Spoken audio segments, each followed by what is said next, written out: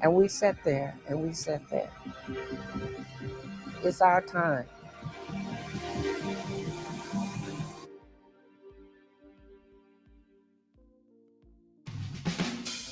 Inspired by the sit in, droves of TSU students. Hello, hello, everybody. Please let me know that you can hear me. Give me a thumbs up or something in the chat if you can hear me. I am all by my lonesome today, so I'm going to need your help. Hi, Fu. Oh, you're new to the chat. Welcome. You hear me? Thank you. Cybiotic, you're new to the chat as well. So happy to see you guys. So I am here by myself today. I see there are about 20 people in the chat. As always, our Twitter friends are very quiet, but I hope that my YouTube friends are going to join in and enjoy the show with me. Michael is not here today because he got a new job, which we all know. And congratulations to him again on his new endeavor. But I'm sorry, I forgot to put on my lip balm. Um, but he told them when he got the job that he said, I can't do Thursdays. I could do any day out of the week, but not Thursday. And what did they do? His first week, schedule him on Thursday. Now, I think that was quite intentional.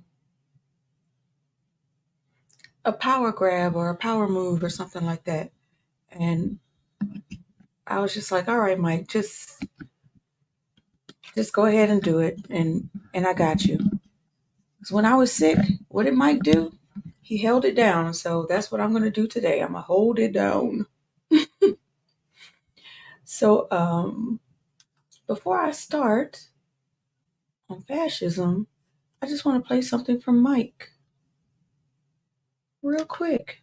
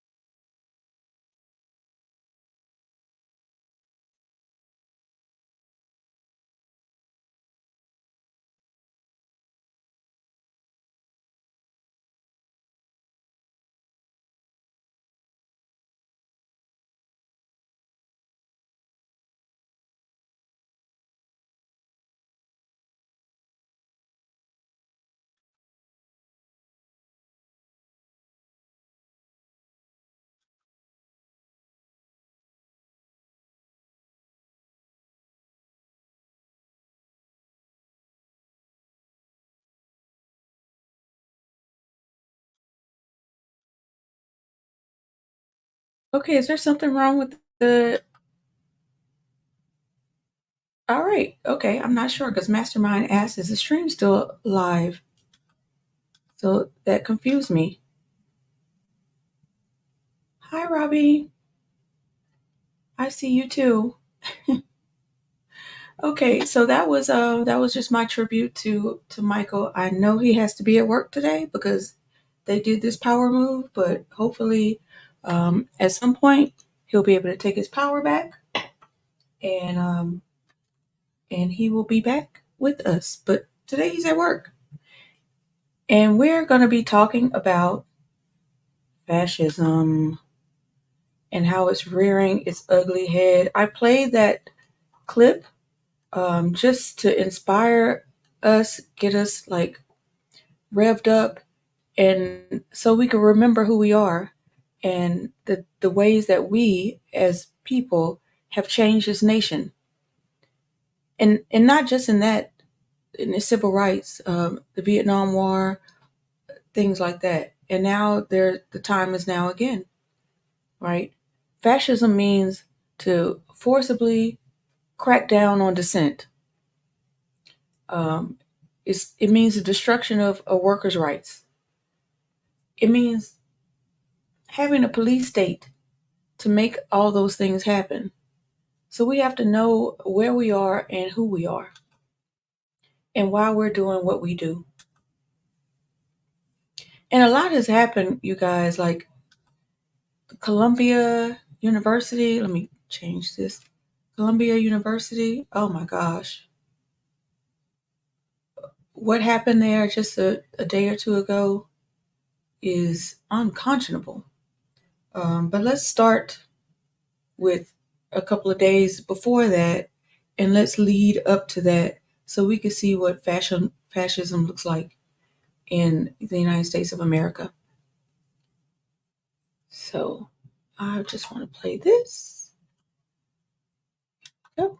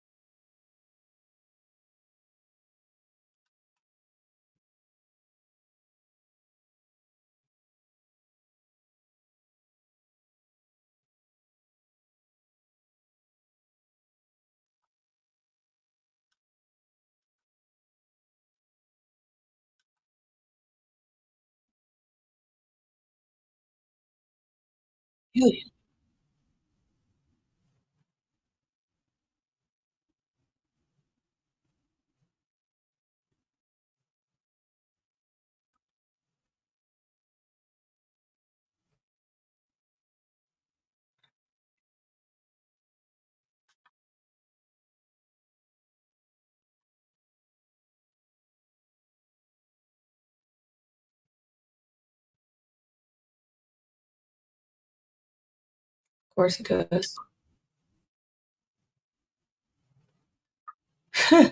He agrees. So he thinks that billionaires have the right to use money as a form of freedom of speech.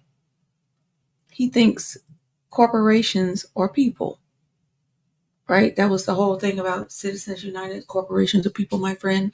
So their money can be used as a tool of free speech. That's what's happening here right now. So let's continue.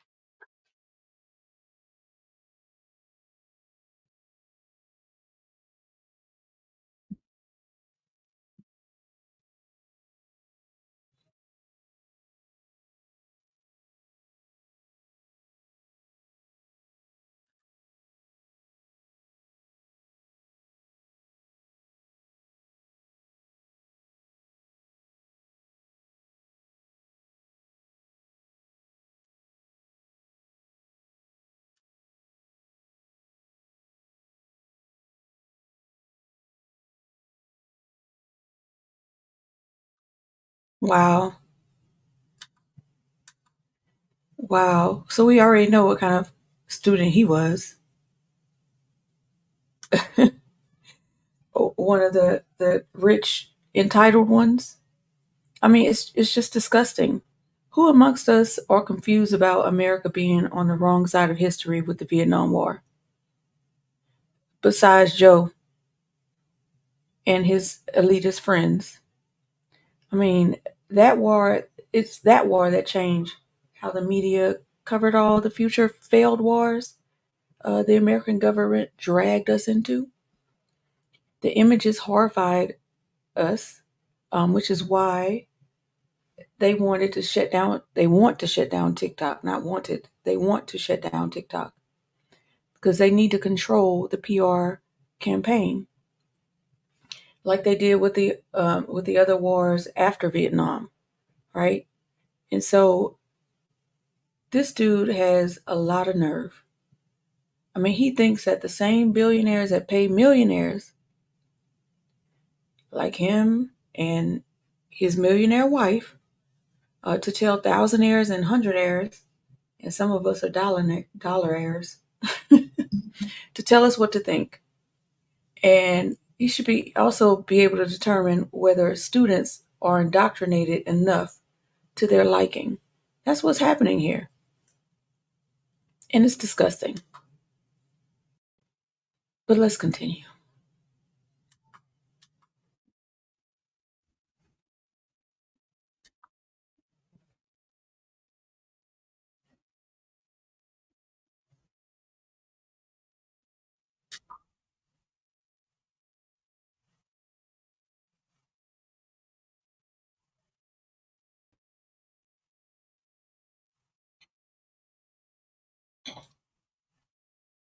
Wait. Are you guys saying there's no sound?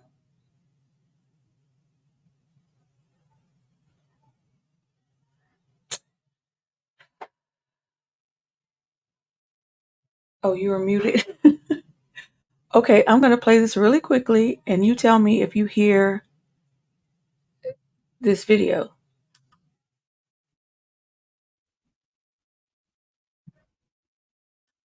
Do you hear it? So I'm hearing yes. Okay, so thank you. Don't scare me like that, Robbie Burns. So let me go back. Oh, no sound on video.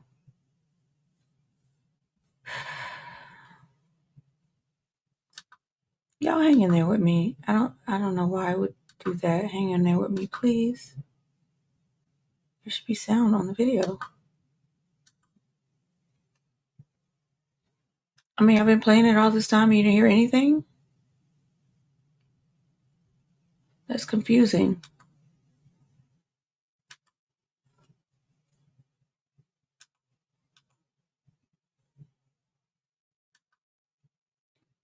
Very confusing.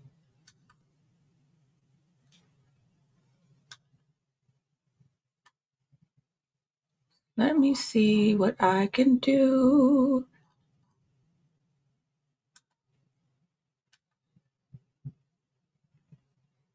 You didn't hear anything. I don't know where to begin then.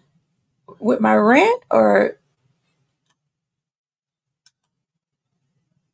Okay, I'm just going to start here.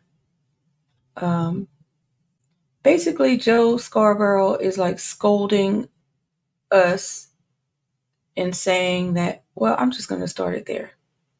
It won't take long. And I'm going to check the chat to see if you can hear it.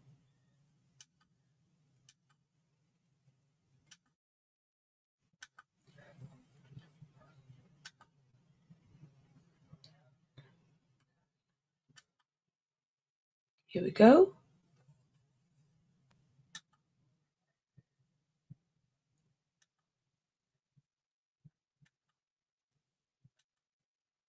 I know this will make nobody happy. Can you hear I think it? at Colombia, I think Colombia is a good example of where they're trying to do the right thing. Now, it was Colombia where students took over, during the Vietnam War, students took over the president's office and everybody thought that was so cool and so noble. Younger people like me grew up and they're like, what? Mm-hmm. What? I was always like, afraid to knock on the president of the university's door.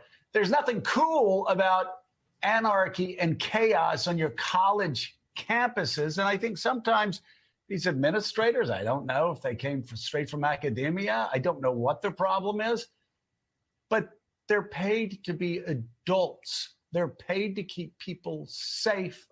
They're paid to have an orderly environment where students can learn. So I think Mr. Cooperman may be right there, that they're getting it. Better late than never. Well, look, one of the things that just You happened already heard today my is rant they've just about announced that. they've gone hybrid effectively for the rest of the semester as a way of dealing with it. Now, a lot of people have said that means you're not controlling anything. That means you're effectively giving up. Yeah. You're saying you can't control the situation. Now, maybe that's the practicality of where we are, but I think there is a real question as to whether Columbia is handling this well. I think they're getting better at it, if you will. But that hasn't stopped Robert Kraft, of course. Right. The owner of the Patriots came out. He's an alumnus and said that he is effectively not going to be giving them more money. And there's a whole number, by the way, of major billionaire donors on Wall Street and others who come from Columbia. Warren Buffett, one of probably the most famous alumni. He has not spoken out. I think there's a real debate as to whether the donors should be trying to use their influence, not trying to use their influence. That's another piece of it. And so many of them, frankly, I know a bunch who would like to actually speak out, who say, you know what, I don't want to because I'm so scared that actually my employees will actually either turn against me on this issue or that my customers will turn against me on this issue. So there's a real sort of push-pull going on here in terms of all of it. One of the elements that Mr. Cooper mentioned in the clip that we just saw and listened to is he referenced the protests and the violence on campuses during the Vietnam War. Right. There is a night and day difference. There's a difference between that period of time and today. And the night and day difference is factored into it, something called the explosion of anti-Semitism as a result of all of this. I don't know. Oh, give me a break. Okay, so here we go again. They're basically calling on billionaires to divest, to shut these students up. That's what I'm hearing. They're trying to give them a green light to say it's okay for you to come forward. In fact, that's what we want you to do. And remember, this is before they sent in the militarized police into Columbia University. So this is dated a couple of days ago, before all the stuff hit the fan. But we'll get into that. But you see that this man, I don't know who this man is, but he's weaponizing anti-Semitism yet again. So before I continue with that, I want to go to another clip, just so we can understand the meaning of anti-Semitism, because apparently it's forever evolving. It's the only word that can just morph into new things as we move forward. So let's see what that looks like. But before I do that,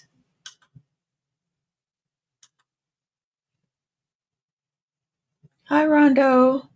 Joe Scarborough, way to tell on yourself. Yes.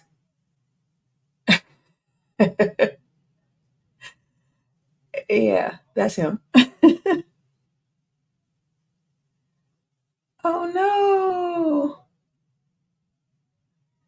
I feel like we're in competition with Savvy Sabs a lot. Savvy Sabs and JB. We gotta fix that. Okay, Rondo, he's a deluded Zionist trying to secure his position in heaven because he's that deluded.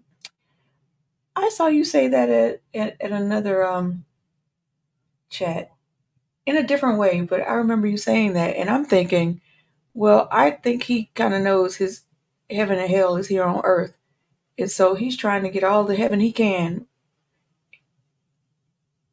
But that's just my opinion. Retro Grammar, man, both Stern and Drew Barrymore. What? What? Tongue bath? Oh, tongue bath to Biden and Kamala. Okay, that made me cackle.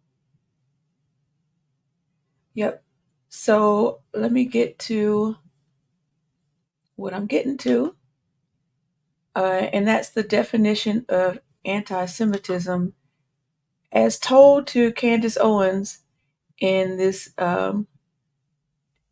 interview, okay, I'm getting an error message that says your browser has lost connection to your screen share audio. Oh, that's why you guys weren't hearing. So I hope this is not going to be a problem, like continue to be a problem. I have to stop my screen sharing and start it over. And I might have to do that continuously. So we shall see. All right, Mom. Enjoy it. Oh, well, not enjoy. I'm sorry. Condolences. Condolences. Oh, okay. Okay. Mom is going to a funeral. I was about to say enjoy yourself to catch my statement. Okay, so let's try now. See what happens.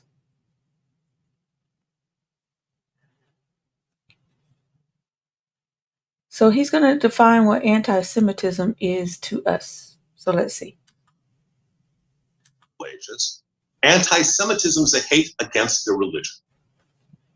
By the time you get to the 18th and 20th centuries, when so many Jews have assimilated, they are in culture, they are in arts, they're in science, it's no longer against them for their religion, it's against them for their race. Because anti-Semitism is the oldest hate in the world, and the hate that mutates. In 1948, because remember, it says Lord Sachs. Oh, I just want to pause it. You said it's a hate that mutates. Correct. So your belief then is that the definition of anti-Semitism can necessarily change. Is that correct? It's not just my belief. It is the commonly accepted understanding in both the Jewish and academic worlds. Okay. This isn't, okay? As I said, that's why I quoted, this is a quote. It's a great thing from Lord Sachs, Jonathan Sachs. It's a great thing from Niall. This is just accepted as the understanding of, a cultural anthropologist. So I would just say off the bat, I do not accept that definitions can just mutate. That is something that I could debate that on, like the definition of a woman. I mean, and I'm saying not just about Jewish people. I think that we have to have a concrete definition to work with, because then you can just update and say, actually, I've changed that, and now this is what constitutes anti-Semitism. But Candace, that is the horror of anti-Semitism. So what you are saying to me is that anti-Semitism is this and does not change. What I am saying to you is that the entire world and scholars about anti-Semitism recognize that it is a unique hate. That if you define it as that Jews should not be able to exist collectively, okay, as a collective, they shouldn't have that right. That changes from the Middle Ages with religion, the 18th through 20th centuries about race, and then after Israel's created, it's a hatred based on the nation. And until that is understood, that it is, this isn't something that's really questioned about among academics, theologians, Jewish scholars. I'm not presenting it. This is why I thought I'm so optimistic about a dialogue. But I think a part of it is you view that the hate can't mutate. And what I'm trying to tell you is that we have 2,000 years of history that demonstrate the exact opposite. So, and I'm going to just push back just gently here. For me. Okay. I went on a little too long. I just find it interesting that he's saying, let me go back. Assimilated, they are in culture, they are in arts, they're in science. It's no longer against them for their religion, it's against them for their race. This anti-Semitism is the oldest hate in the world, and the hate that mutates. In 1948, because remember, it says Lord Sachs. Oh, I just want to pause it. You said it's a hate that mutates. Correct. So your belief then is that the definition of anti-Semitism can necessarily change. Is that correct? It's not just my belief. It is the commonly accepted understanding in both the Jewish and academic worlds. Okay. This isn't, okay. As I said, that's why I quoted, this is a quote. It's a great thing from Lord Sachs, Jonathan Sachs. It's a great thing from Niall. This is just accepted as the understanding of, a cultural anthropologist. So I would just say off the bat, I do not accept that definitions can just mutate. That is something that I could debate that on, like the definition of a woman. I mean, and I'm saying not just about Jewish people. I think that we have to have a concrete definition to work with, because then you can just update and say, actually, I've changed that, and now this is what constitutes anti-Semitism. But Candace, that is the horror of anti-Semitism. So what you are saying to me is that anti-Semitism is this and does not change. What I am saying to you is that the entire world and scholars about anti-Semitism recognize that it is a unique hate. That if you define it as that Jews should not be able to exist collectively, okay, as a collective, they just shouldn't have that right. That changes from the Middle Ages with religion, the 18th through 20th centuries about race, and then after Israel's created, it's a hatred based on the nation. Okay, let me stop there. So he's saying if you have a square and that square is anti-Semitism, that square could become a circle, a triangle, an octagon. Like, it's whatever they want it to be. So I'm glad he's exposing himself with that comment, because what about Ethiopian Jews? What about the original Hebrews? I mean, they act like, first of all, Jewish is not a race, it's a religion. Judaism is a religion. So they have not only colonized a land, but they've colonized a religious thought. How is this possible? And people just accept it, like, oh, yeah, Jews are, it's not a race. Please stop. And it isn't your nation.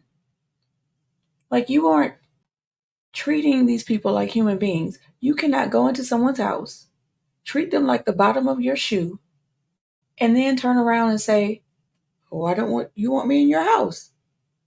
It does not work that way. But let's continue.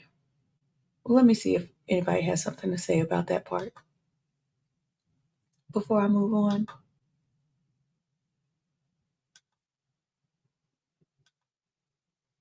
I'm sorry, you guys. It takes a little while because I'm by myself. So, what about Yemen? Yeah, Yemeni Jews. Exactly.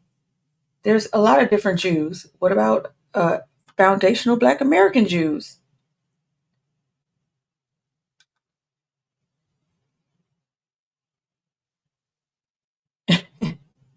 Yeah, they would very easily. And actually, so for those of you who are just listening and not reading, so Retro Gamer says that the anti-Zionist rabbis would destroy this rabbi. And actually, if you watch this this in its entirety, Candace Owens destroys this dude very easily. It's very interesting to watch. I would encourage you to go watch it if you haven't already. Rondo says Jews really good under the Ottomans and under the Moors of let me make sure I'm saying that right. Andalusia during the Middle Ages. Rondo is my resident Islam expert, and I thank him for that. Chris H, to a degree, this dude is correct. Conditions do change. A lot of people think anti-Black racism is just people not liking Black people, when it is so much more than that.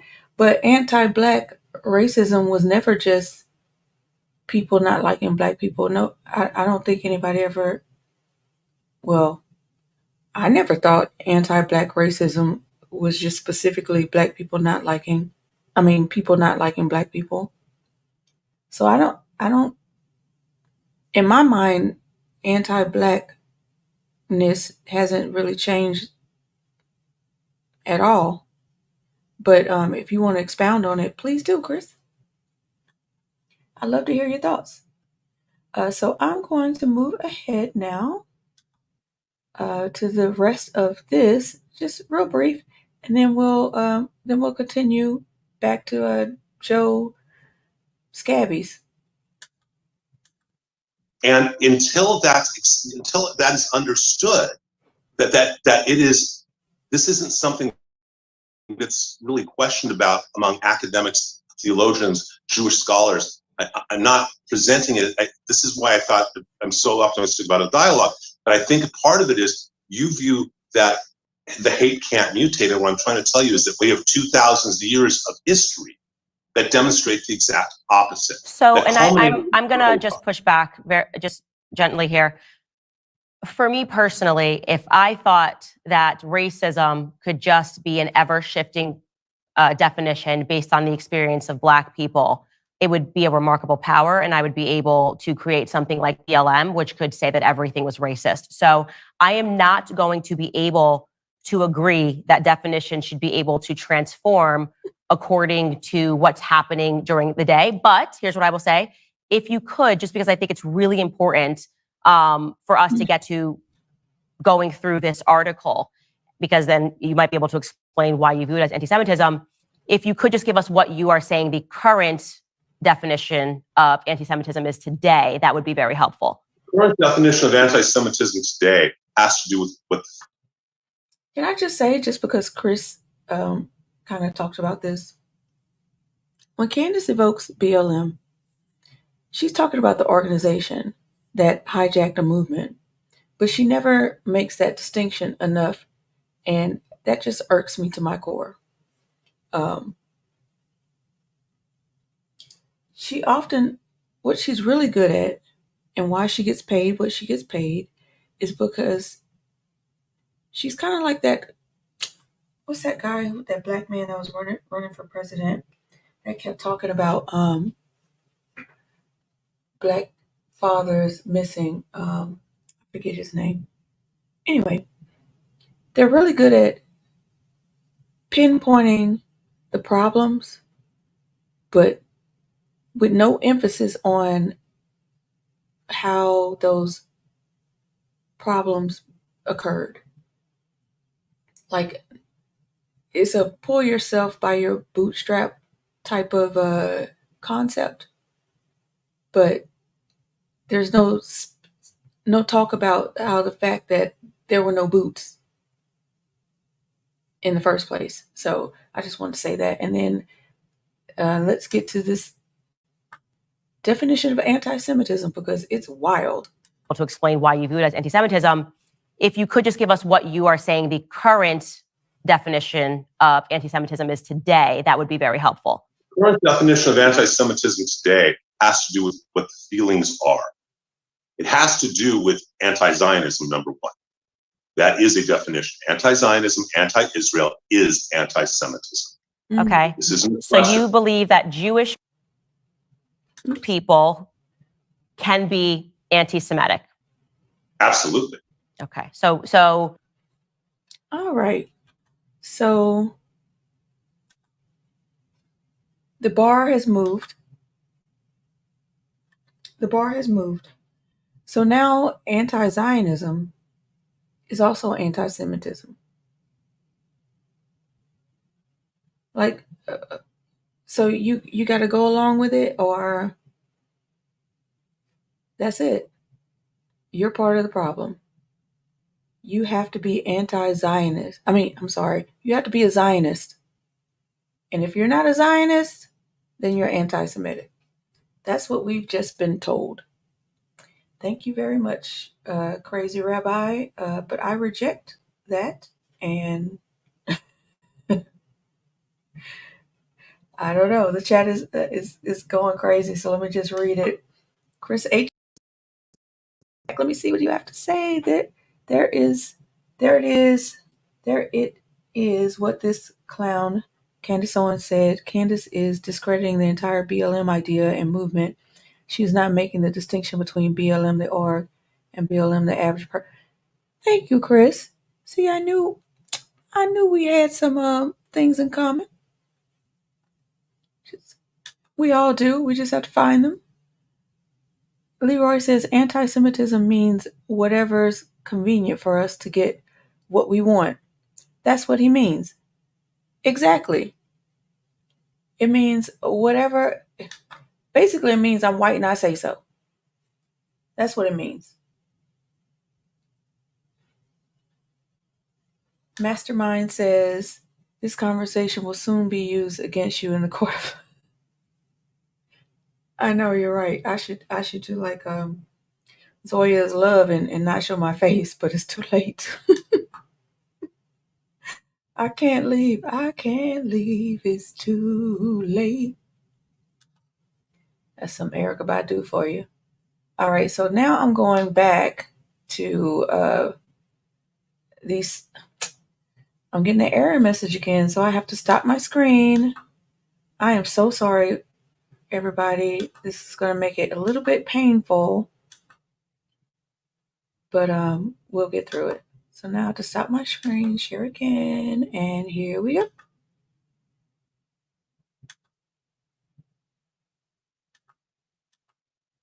How you contend with that.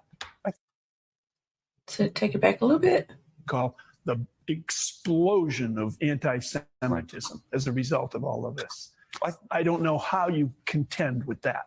I think the hardest part right now is how you create a distinction and a line. And this is what I think so many of these administrations are trying to figure out, is a distinction and a line between those who want to protest what Israel is doing in Gaza from a policy perspective, and those who are genuinely anti-Semitic, genuinely harassing students, genuinely causing such physical problems that it's creating security issues and it's not allowing the students to learn. And it's shocking to me that the administrations can't figure out how to actually deal with this in a meaningful way. And there's, by the way, been a turn on the donor class, interestingly enough, saying that they shouldn't actually be using their influence. That's the other piece of this that I just wanted to mention, which I find so hypocritical. You have a university administration saying, So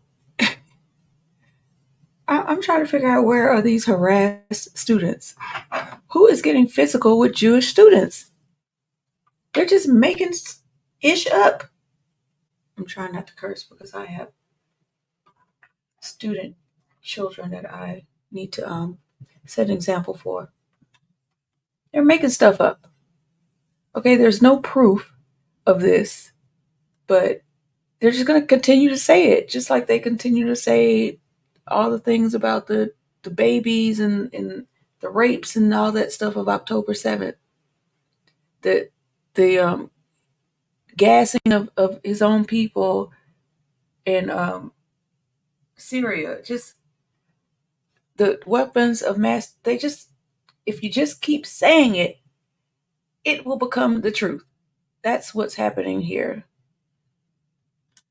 we shouldn't be listening to these donors. Why should we listen to these donors? The truth is that these universities have been selling influence, peddling influence to alumni for the last 50 years. Yes. That's the entire product that they're selling. They're saying, hey, we would like you to give us money. And by the way, if you give us money, we're going to allow you to have dinner with the president once a year. Your stupid kid can get in. And your kid can get in. If you give us more money, you'll have 5 dinners with the president. Now, Y'all, I love how they came on Harriet Tubman's internet and just outed themselves. I love that.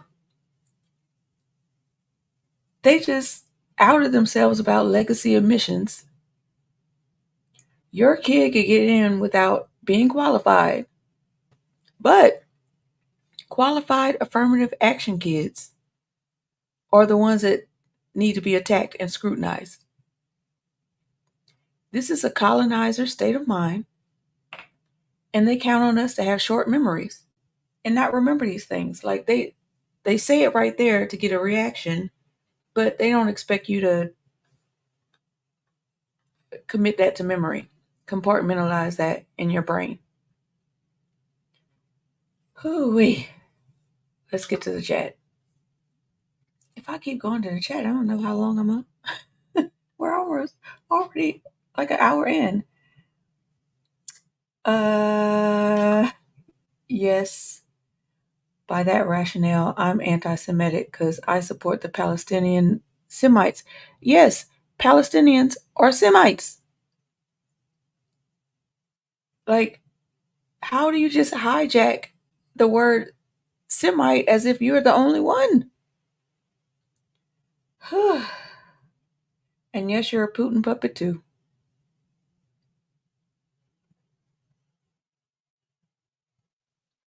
All those things. Let me just keep going. You guys keep having fun in the chat. I'm just going to keep going because I have to do this thing where I stop the screen and start it back again. And it's getting on my nerves. And I don't know why it's doing that. But here is, what's his name? Shirkanovich. I like to call him what was that man's name? Not scrotum. Oh, did I just say scrotum? Oh my gosh. I didn't mean to say that. Okay, let me just play it and then I'll remember once I see his face. Okay.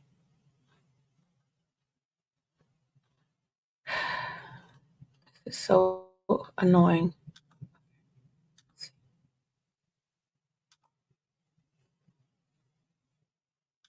Here we go.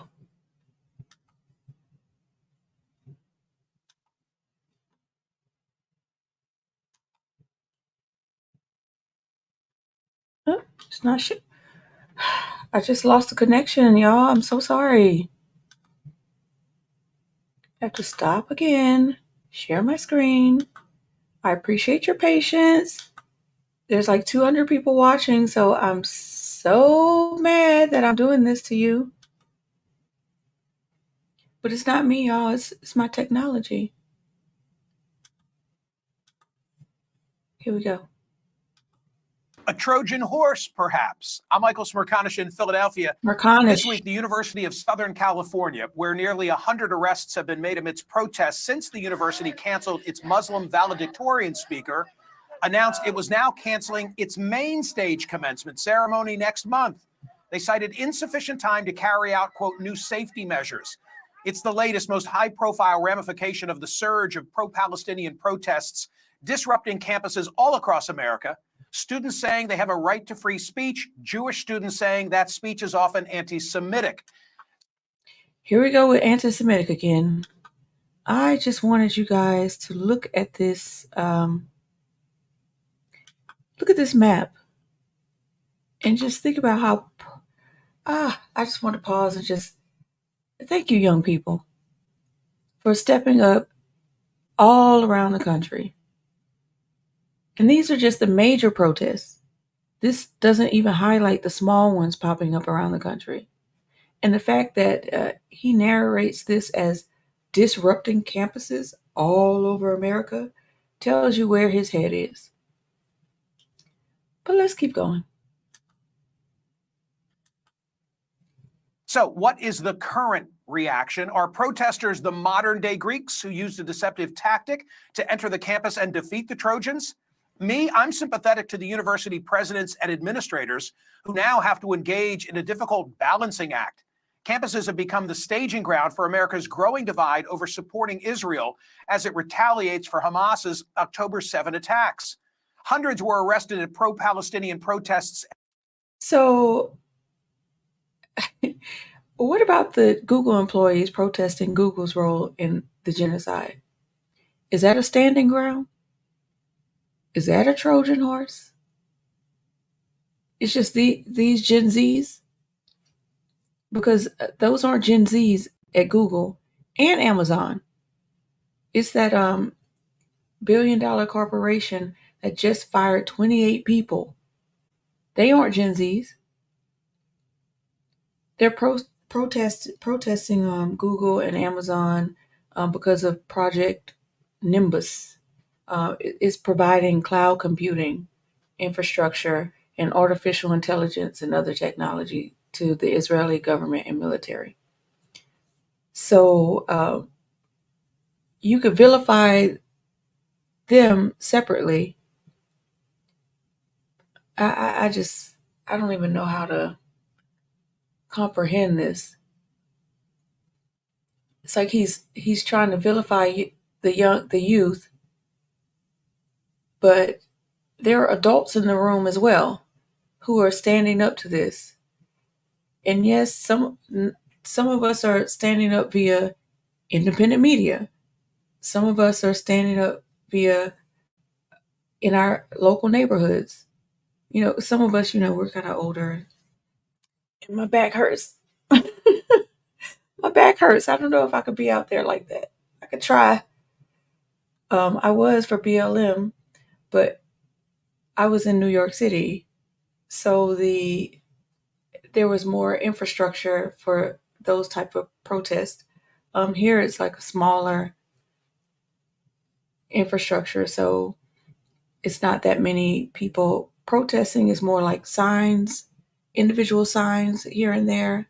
But anyway, I digress. Let me just continue.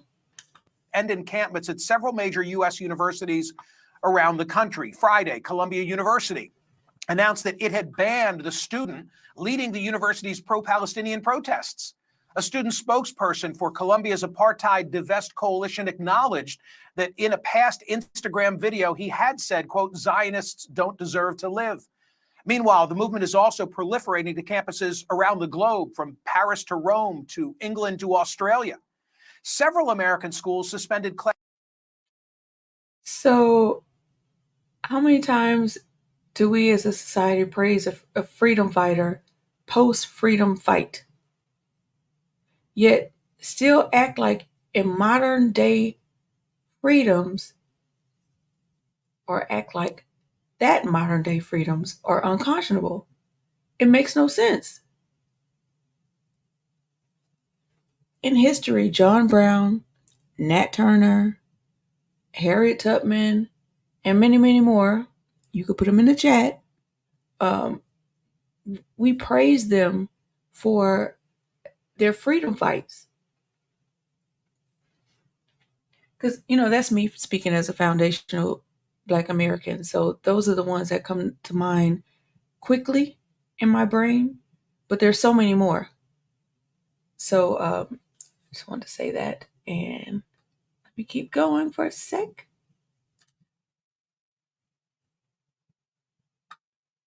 England to Australia. Several American schools suspended classes or moved them online, and some campuses shut down completely. But I say campuses shouldn't close, nor should they permit tents. Tents aren't speech. Tents are trespassing. They need to balance those interests. Okay, I have to say something here because I was in New York City for Occupy Wall Street, right? This is like a holdover from Occupy Wall Street. And they are very afraid of this form of protesting. So it's okay for Israel to occupy an entire nation, but it's not okay to occupy the financial district in New York City. I was there and it was beautiful. It's okay for Israel to occupy a nation. And it's okay for us to fund that occupation, but it is not okay to occupy a college campus. Or not even the campus, just like the common grounds of the campus. What are we talking about here? Oh, my goodness. My. All right, let me keep going. Interests of those who want to protest without hate speech or otherwise inciting violence, and within the rules established by these private universities, balance those interests while ensuring that the university community at large can carry on its functioning. For example, here in Philadelphia at the University of Pennsylvania, the interim president issued a letter to the Penn community on Friday night demanding that the pro-Palestinian protesters on campus disband their Gaza Solidarity encampment immediately because of alleged legal and university policy violations, adding that anti-Semitic graffiti on the statue in front of College Hall will be investigated as a hate crime. This morning, 6 a.m., I went to the Penn campus. I wanted to see for myself. It's my alma mater for law school. Nobody seemed awake as I walked around the encampment. Had they been, I wanted to ask somebody, how many of you are students? I'm most sympathetic to the students, especially the seniors, who right now should be enjoying the last month of class and camaraderie, but are instead fearful, forced to study remotely, and now denied the pomp and circumstance that they've earned. And keep this in mind, any member... Okay, let's talk about this. Do we really think he gives a F about the seniors cowering instead of performing their civic duty? It is an American tradition for the youth of America to stand up and be counted. These young people are doing exactly what they're supposed to be doing. So who gives a hoot that the cowards of the generation are in their dorm rooms? That's what they need to be. Stay there. And we are going we're going to look at students later from a previous generation, if we have time, that changed the course of this country, be it the Vietnam War or the Civil Rights Movement. But you tell me that these Gen Zs are not doing exactly what they are supposed to be doing. They are answering the call. They are young. They are spry. And they have the knowledge despite our state media, despite their attempts to brainwash them, despite their propaganda. So, man, miss me with that. Oh, and I just thought of Smirconish, who I was trying to compare him to, Santorum. And those of you who know, you know about the name Santorum and what it. You know what? You can redefine a name, Candace Owens. We can. A name can merge and morph, because we did it with the word Santorum. All right, let me keep going. Of the college class of 2024 was likely a high school graduate in the spring of 2020. Back then, there were no traditional commencement exercises on account of COVID. So first an act of God and now an act of cowardice is robbing them of graduation. I can't even go 10 damn seconds. COVID was not an act of God. That's been debunked for so long.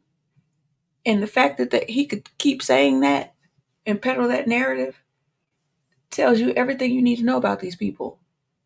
They'll have no problem pulling that same scam and con the next time it's the pharmaceutical industry's turn to get their money grabbed. That's what that sounds like to me. So let's keep notes.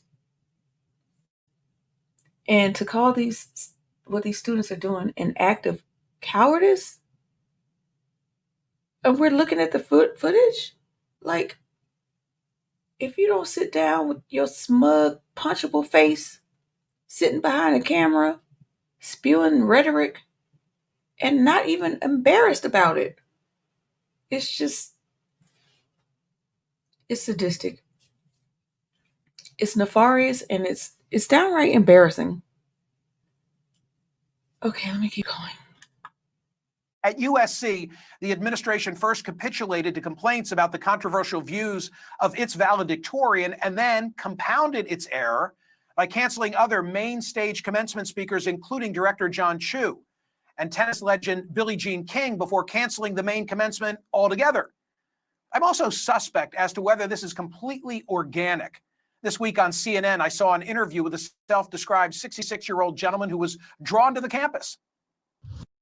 I'm a therapist who goes to therapy, and some people think that's strange. The thing is, though, therapists are human. I'm not paying for that. This is a good day to go to jail, as Martin Luther King said. I can't believe they're going to start locking up senior citizens. I'm 66, and somebody had to come and support these young people. They're not alone. That's what I'm here. Okay, hold on. I can't believe he ate with that. The nerve. You dare question a 16-year-old black man supporting youth against genocide. Just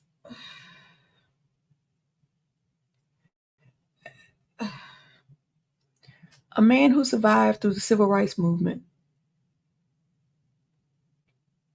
A man who is showing solidarity with the Palestinians and probably did it way back when with the Black Panther movement.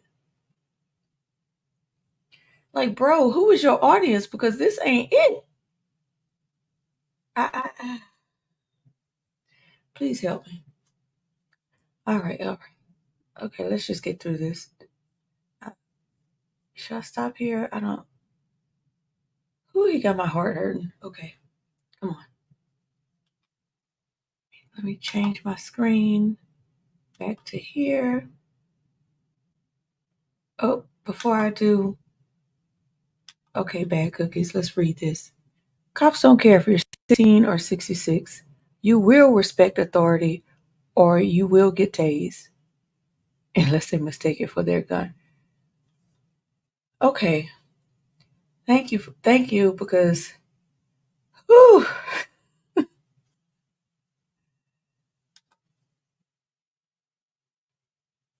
All right. Let's get back to it because I got to get through this dude. He getting on my nerves. Many more of the protesters are not active students. Consider this. In its spring 2024 survey of voters aged 18 to 29, the Harvard Kennedy School Institute of Politics found that the Israel-Hamas conflict ranked way down on the list of issues of primary concern to young voters. The top 5 most important to this age group: inflation, healthcare, housing, gun violence, and jobs. Israel-Palestine ranked 15 out of 16. By the way, it beat out just student debt. I don't underestimate the significance of the situation in Gaza, especially where famine is a real risk. Netanyahu seems intent on moving into Rafah. And NBC is now reporting that an investigation into 7 deadly airstrikes has found that Palestinians were killed in areas of southern Gaza that the Israeli military. This week, the I don't know what happened. Let's go back. Sorry about that. Just student debt. I don't underestimate the significance of the situation in Gaza, especially where famine is a real risk. Netanyahu seems intent on moving into Rafah. And NBC is now reporting that an investigation into 7 deadly airstrikes has found that Palestinians were killed in areas of southern Gaza that the Israeli military had explicitly designated as safe zones. Still, it's curious that there was no similar campus activism on abortion rights, the Russian invasion of Ukraine, or threats to democracy. Even if the Oh my gosh. Okay. That was a mouthful. They act like we aren't informed. Okay, I gotta switch my little gears here. Boom. Okay. They act like we aren't informed. Like, you want us to care about Ukraine so bad, but you made Ukraine a thing. It didn't have to be a thing. And when you talk about threats to democracy, this is a republic. It is not a democracy. That's just a buzzword. This is a republic. So please stop trying to scare us. We already know we're living in an oligarchy anyway. Well, some of us. I mean, the democracy he speaks of does not exist. The DNC and the RNC are private corporations. And they will do what the hell they want to do. They are going to do as they please. Now, I want to go back. Let me go back and forth to here. Voters, the top 5 most. Okay. And then do I have to go back over here and make it big? Here we go. Let me make it big. Boom. All right. So, how is this your argument? You tell me what the Democrats or the Republicans are doing to solve any of these issues. How? So, how does this translate to us?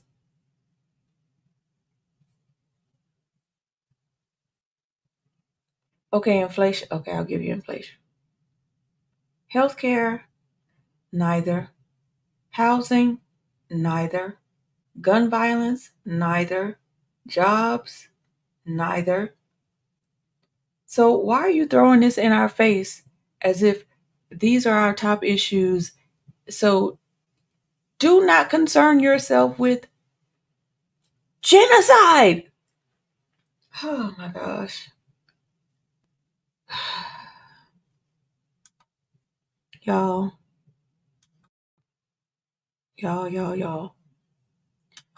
I gotta stop it and start it over again because this is where I am.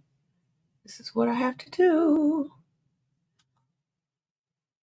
But I just want to lighten the load a little bit because this is what this dude is trying to do to us. He's trying to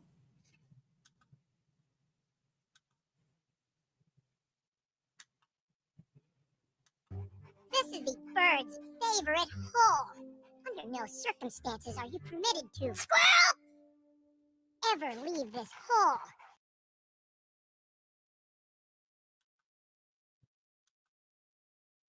Is that or is that not what's happening? Look this way. Squirrel.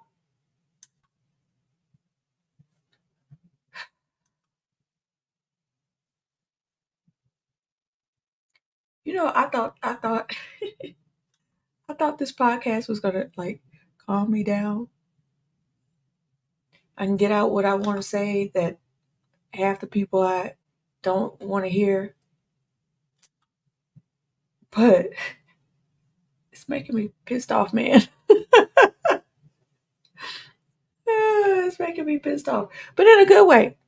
In a good way. So let's get back to fascism, shall we?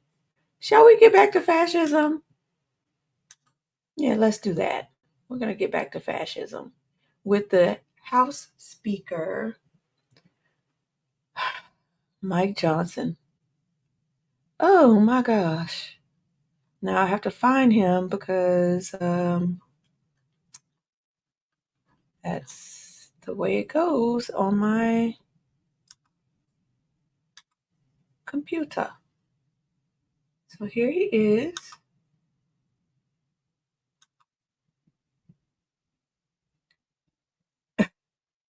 Wait, before I play it, let's get back to fascism was Biden's campaign slogan.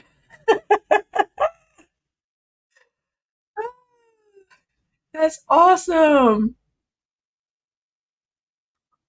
Thank you. It pisses us off too. I missed something. Something about congratulations to Mastermind's son. Congratulations. I don't know what happened, but I'm just in this chat all by myself. But congratulations, Mastermind. I gotta go back and see, or just put it back in the chat, please. All right. So we're going to keep it pushing with this dweeb.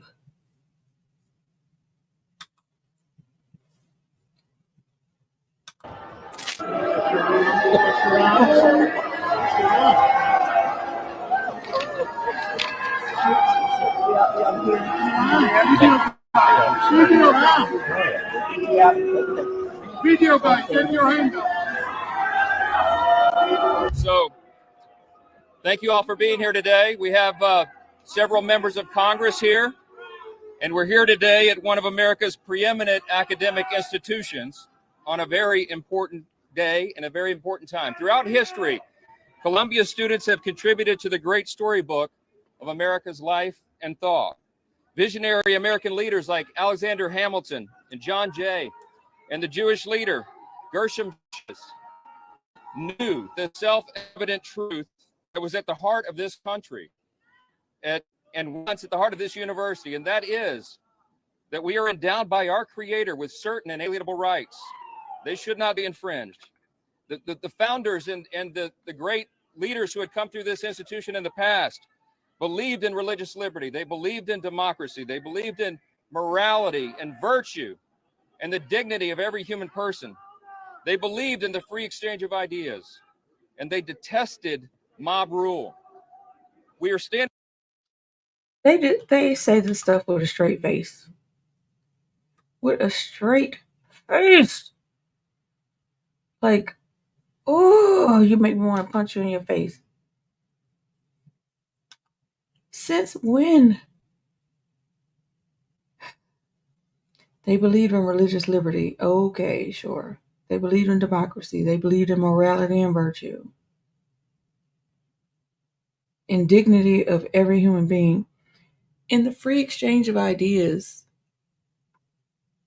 Who? The colonizers? Since when? They don't even believe that today. Right now, in this moment. Who is he? This is narcissistic behavior. The gaslighting is just. That's why people get so mad. It's like you're trying to act like I'm the crazy one when it's really you. So we can't upset ourselves because we already know what narcissistic behavior looks like. Or a lot of us are trying to learn what narcissistic behavior looks like. It looks like this. This is the moment. If you ever wanted to be invited to the cookout, this is the cookout. But don't bring raisins and potato salad, please. Bring something else. Love y'all. All right, let me continue. And I have to go back to that other video. I really do, because I just got so pissed off with that dude. But there's something else I want to show you in that video that is so egregious. And hopefully we can laugh at it together instead of be mad, because that's what I'd like to do. I'd like to laugh and not be mad. Although I'm getting very mad. But let's keep going. Standing here right now on the steps of the Low Library.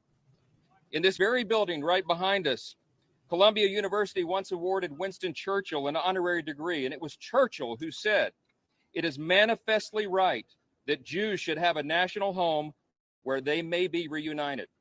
We believe in that principle. And today I'm here to proclaim to all those who gnash their teeth and demand to wipe the state of Israel off the map and attack our innocent Jewish students, this simple truth: neither Israel nor these Jewish students on this campus will ever stand alone.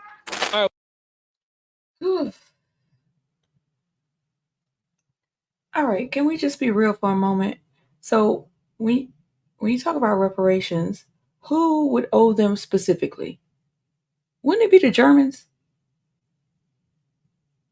So when the Germans made amends, could they not settle in that vast land of Germany as part of the reparations?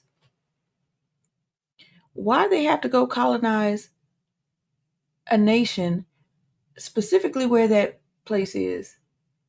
Because America, backed by NATO, wanted to use that strip of land to have a standing in what is now called the modern day Middle East. It used to be called, some people called it Western Asia.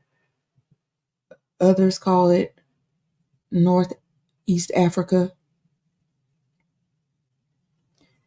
But they needed that little strip to create the Middle East and to separate, so NATO could steal resources from brown and black people. Like, let's just be real. Let me go back. Let me go to the chat to see what you guys have to say about what I'm saying. But they are just making stuff up. It's just, they have a bully pulpit, they have the media, they have the finances, but we still have a voice, people. So let me see what the voices are saying in the chat. Got to change my layout. And before I do that, Mastermind, congratulations. Your son won an award. Proud Papa. Proud Papa. So let me go back and see what's being said in the chat.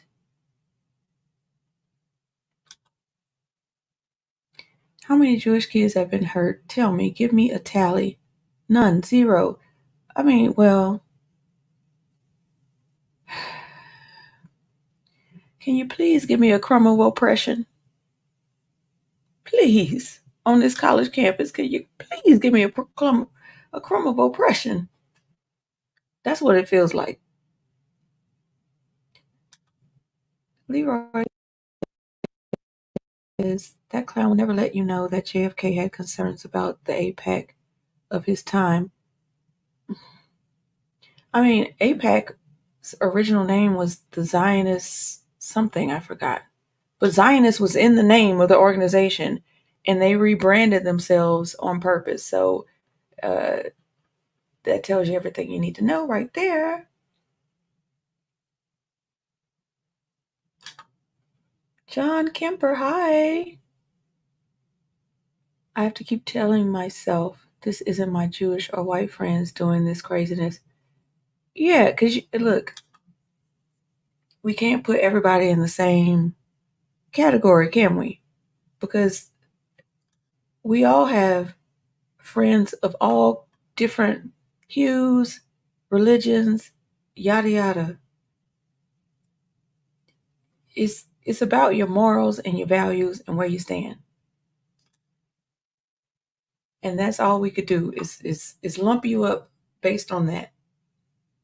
Now, if you lumping people up just based on how they look or what religion they are, then you are the problem. Okay, so what does kill? And I'm reading these off the cuff, y'all. So, been saying that as a child, and the Christian Zio friends said, because God said it was for the Jews. I lost my Christian religion around high school. I lost mine around high school too. And pretty much because I actually started reading the Bible. Like, I actually started reading. And I couldn't get past Exodus. I was like, what the? Oh my gosh. Anybody that thinks they're chosen, they are the people. Something is wrong with you in your head. Like, what makes you think you are all that? Well, thank you, Sean. 100. That's right. Yes, Leroy. Zionism and capitalism is evil. And they're kind of one and the same, I think. All right, so I think I've got enough of the chats. So let me get back to this foolishness. Here we go. They have shouted racial epithets. They have screamed at those who bear the Star of David. My message to the students inside the encampment is go back to class and stop the nonsense. Stop wasting your parents' money, Congressman Lawler says. I think that's right. We met briefly with the president and her top officials right before we came out on the steps here. We encouraged her to take immediate action and stamp this out. And our feeling is that they have not acted to restore order on the campus. This is dangerous. They have shouted racial epithets. They have screamed at those who bear the Star of David.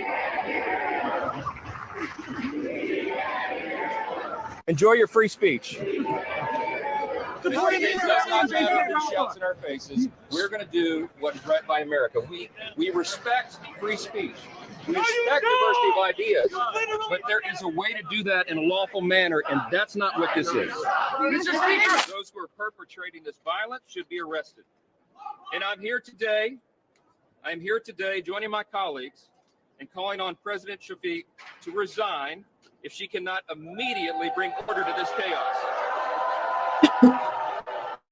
As Speaker of the House, I am committing today that the Congress will not be silent as Jewish students are expected to run for their lives and stay home from their classes hiding in fear. In the House. Boy, who is running for their lives? Oh my gosh. Okay, so somebody just rang my doorbell. So what I'm going to do is, because I'm not sure, I have a lot of elderly neighbors, so I need to answer this. So I'm going to just start this, and I'll be back, okay? Thank you so much. House of Representatives, we've already acted to address anti-Semitism on campuses. We have passed a number of statutes to address this matter, and we call upon the U.S. Senate to act upon our legislation.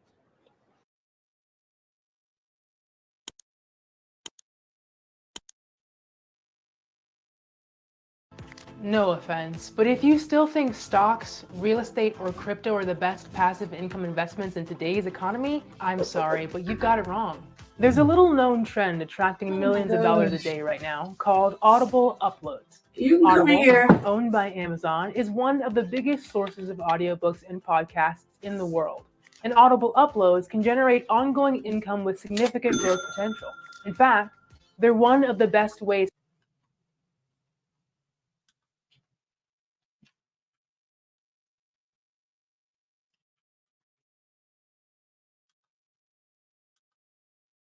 Y'all, that elderly neighbor was my mama. She's supposed to be in a funeral. Oh my gosh. So, yeah, sorry about that. I just know I had to answer the door because, thank you, Saved by the Abby Do. And somebody asked where was Mike. Dr. Nick asked where's Mike. Mike is at work. They just to retell that story, he got a new job, and his first week, he told them he can't work on Thursdays. So as a power move, they scheduled him on Thursday. His first week. It's real messed up. But yeah. All right, so I'm going to move on. I mean, you heard everything he said before the commercial started. Doesn't that sound like fascism? Let's get back to fascism. He is a Republican, and the genocidal president is a Democrat. So to me, this is my opinion, all the people saying that they're going to vote for Trump, good luck. He's just going to say he has to finish what the previous president started. Just like Obama said with the Bush wars. They just passed the baton. And why are we still falling for this? And he said, enjoy your free speech, right? He said it kind of smirky. Almost like it was a threat. That's how I felt when I heard it.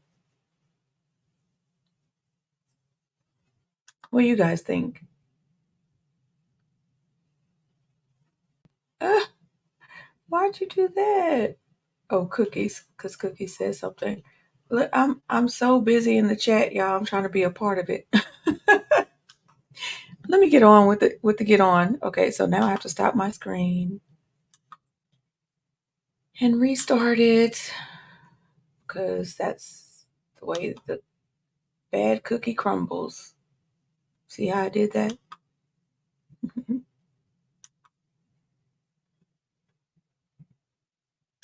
So let's get on to Jesse Waters. This dude he's something else. Like, they're really trying to find their next Bill O'Reilly, their next Tucker Carlson, and he ain't it, but he's trying his best to be it.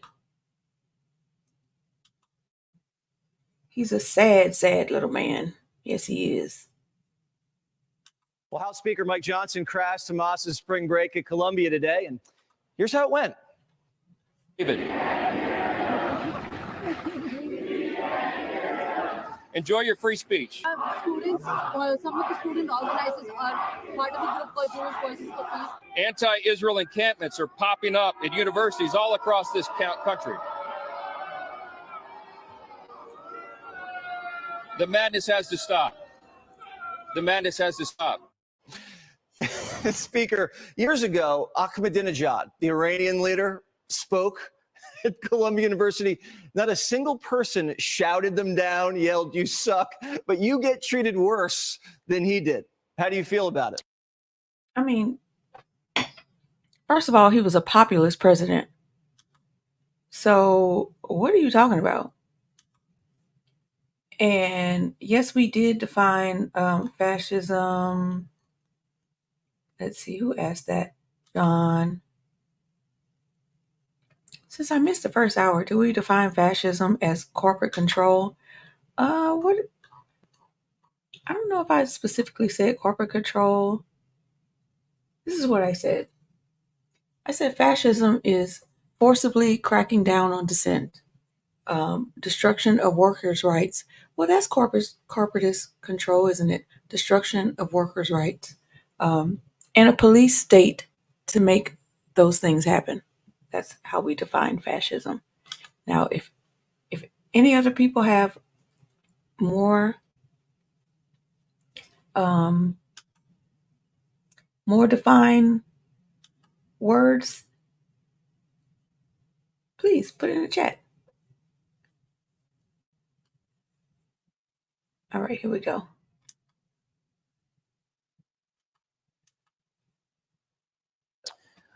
We did our job today. We spoke out. Thanks to John Lovitz for letting his voice be heard. I wish more people would. He's exactly right. We have to call this madness out for what it is.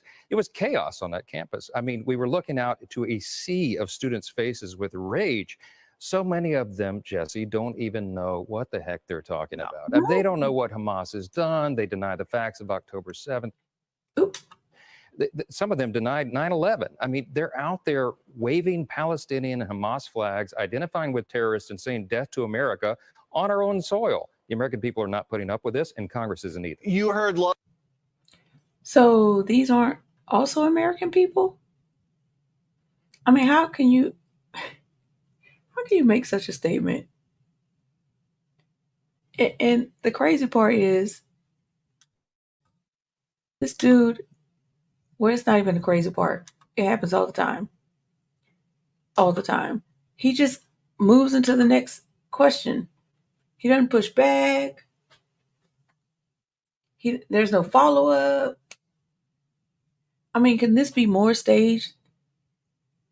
Anytime you don't have a follow-up question, that's how you know. Even in independent media, excuse me, when you see something like this, the fix is in. Turn it off. I'm just going to the next question. I'm just going to let you say something that ridiculous, and I have nothing to say about it. We good? Yeah, no. This is not real news. I mean, we all know that, but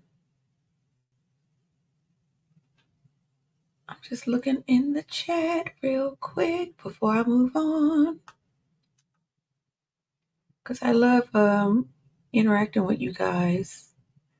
Just like Piers Morgan, he loves to debate pro-Palestine guests for clickbait. And he screams like when they say words they don't want to hear, or like he sees it going somewhere he doesn't want it to go, he just yells on top of them to shut them up and then moves on to the next question real quick. And we have to stop letting them do that. Yell back. Hell no. You're going to let me finish my statement. All right, so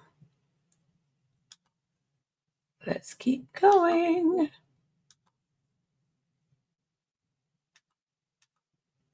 Lovett say he's seeing the beginning of what could be just a massacre, what he saw in Germany, what we all witnessed there. Do you see the beginning of that, or is this just people getting out of control? If we don't bring order to this chaos, it could escalate. I mean, clearly, by some estimates, there was a Fox News report a couple of days ago, maybe 200 campuses have some form of this.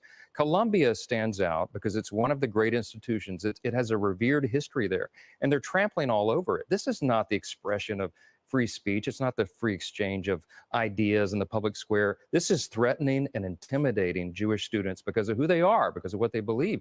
We met with a big group of Jewish students before we went to the campus, and they're hiding in fear. They don't go to class. They're afraid they're going to be assaulted. It's not fair to them. Some of them had to bring federal lawsuits, civil rights violations that are being committed there. And taxpayer dollars should not be going to institutions that are engaging in this kind of nonsense. If you're an administrator on a university campus, your number one job, the first and most obvious, is the safety and security of your students. If you can't guarantee that, we need to find somebody who can. Yeah, a lot of taxpayer money going a lot of places. Joe Biden just signed a big package of aid that's going overseas. A lot of Republicans mad at you, Speaker. They're very, very angry at you. They said. I don't know. Where is the footage of these poor, unfortunate Jewish souls? Because all I see is militarized police abusing anti-genocide protesters. Show us the footage.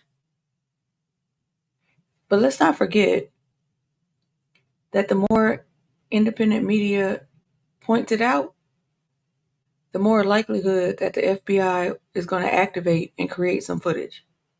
So we always have to be on the ball and think about where we are and what we're doing. And I don't know why this dude is talking about this foreign aid, because Republicans it's coming from both sides. So let me look at how long we've been on the line together.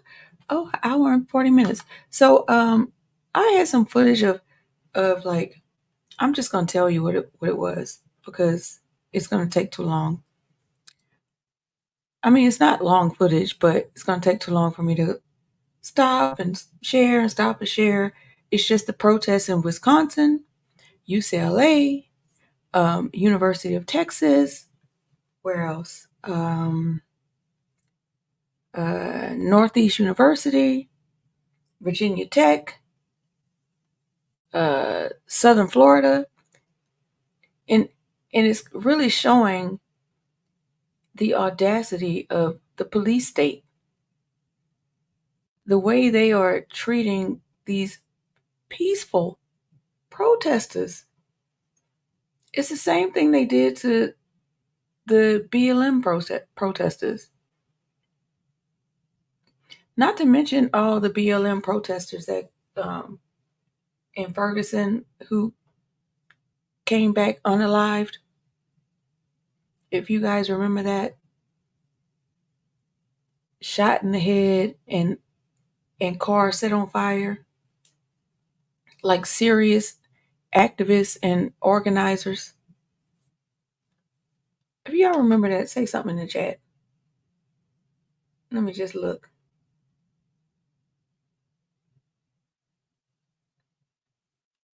Let me go back. I don't want to see his face. I'd much rather see my face. Thank you, Bad Cookies. Thank you. Thank all of you for what you do. Because if not us, who? Oh, yeah. Virginia Tech. I can show it to you if you want to see it. Virginia Tech, here we go. Let's see.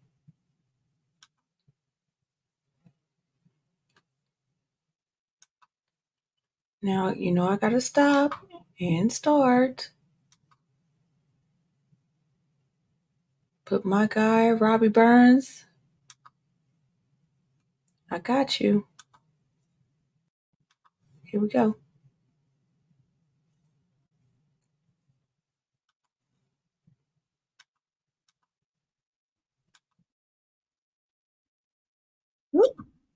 This is new video into our newsroom showing the protests on the campus of Virginia Tech.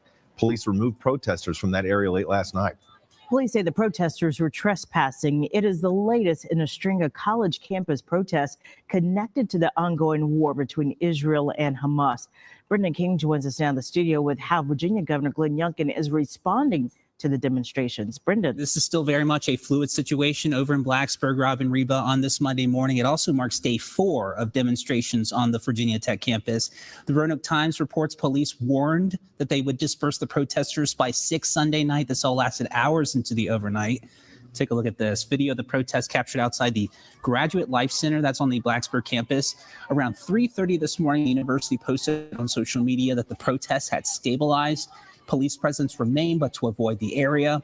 The Times reported that protesters wanted to hear from University President Tim Sands about the school's stance on Mideast conflict. Governor Glenn Youngkin spoke with CNN's Dana Bash about the ongoing situation. Well, first we have to begin with the fact that freedom of expression and peacefully demonstrating is at the heart of our First Amendment, and we must protect it. But that does not go to, in fact, intimidating Jewish students and preventing them from attending class and using annihilation speech to express deeply anti-Semitic views. And therefore, I have been working with our Attorney General, Jason Miyares. Okay. So that was for you, Robbie.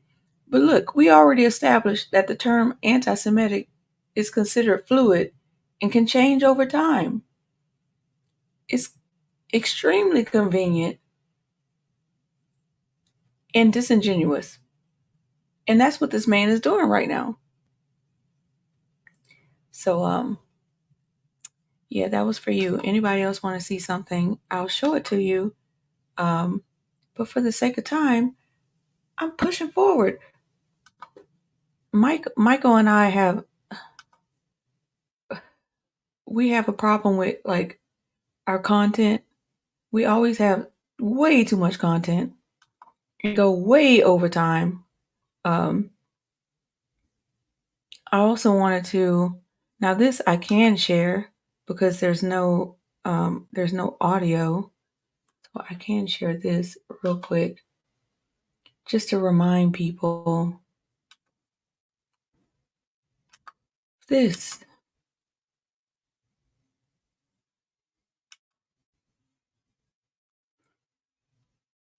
Mysterious deaths leave Ferguson activists on pins and needles. It was so many deaths of like high profile organizers and activists. It had like the FBI written all over it. So I just wanted to remind people because we do have short memories and I can't remember everything either. So it's up to us to remind each other. And thank you, Bad Cookies. That is a great problem to have. Too much content. But better than no content at all, he says.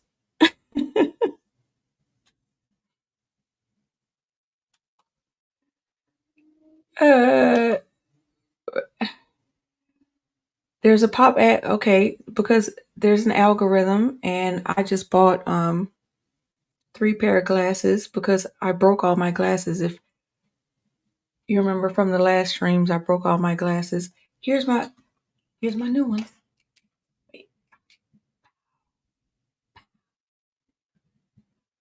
So that's why.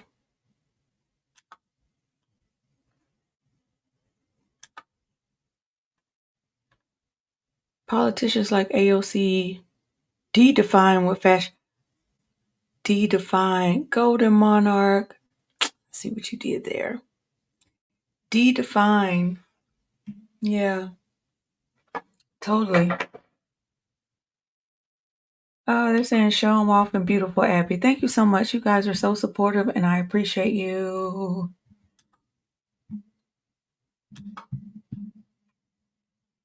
Now, I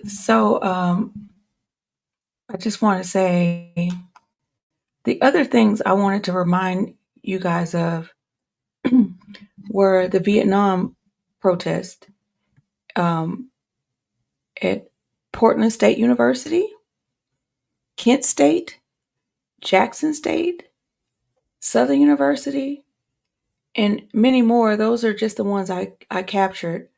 And I wanted to kind of play some of those, but maybe if I just put them in the chat or something because of the time constraints.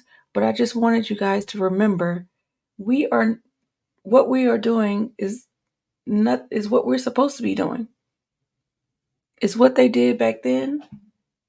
And the police converge on those camp. You know what? Let me just play at least. Let me just play. Let me just play at least one or two.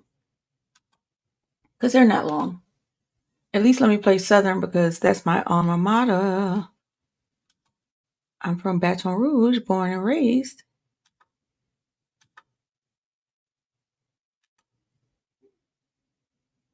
So remember, I have to stop and start over again. Stop, drop. Oh, oh. Let's have Rough Riders roll. All right, here we go.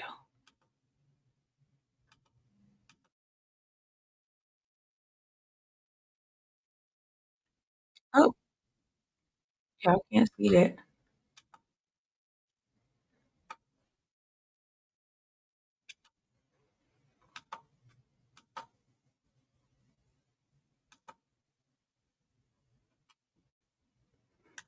All right, let's see.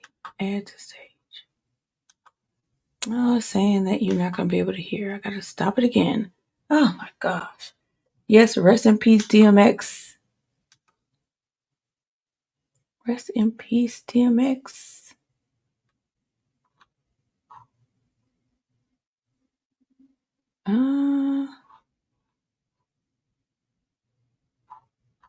Why can't I find it?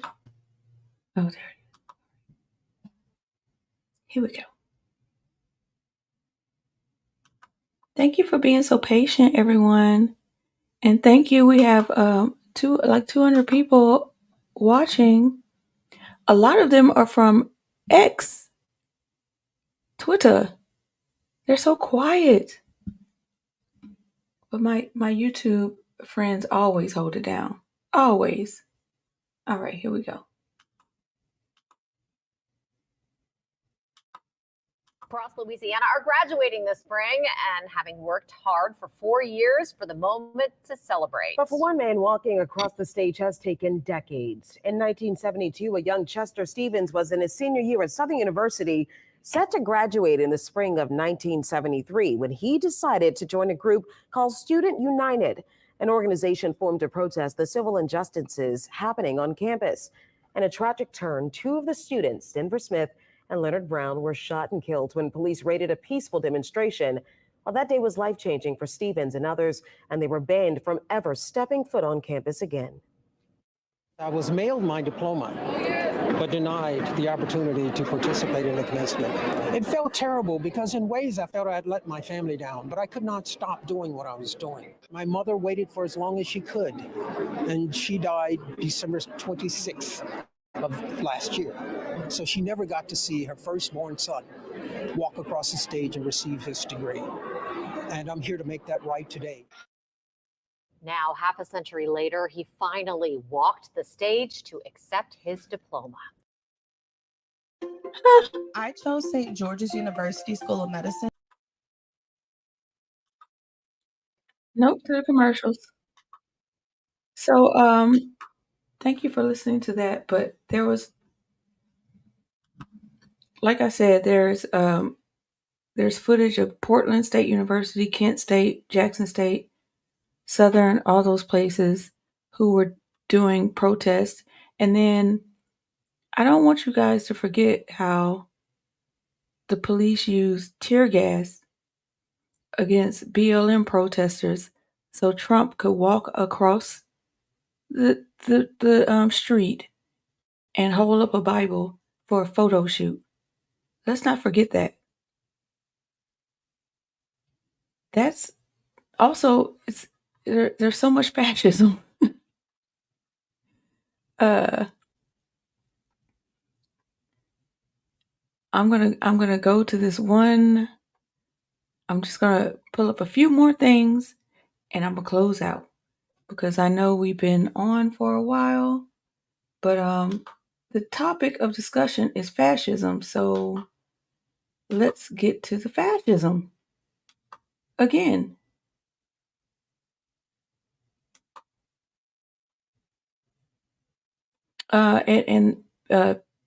Just so you know, people in Paris are rioting right now for labor rights. So if you haven't heard about that, look it up. They're doing May Day protest. So now let me present again because that's what's going on with my. I don't know who asked about Piers Morgan, but here we go with Piers Morgan. You got to give the people what they want. You got to. Yes, vive la France. Well, they would be a third world country if it wasn't for Africa, but that's another it's another discussion. All right, let's go with the fascism. Why what bad cookies? What did I do? Oh no. Oh no. Oh no. Oh no.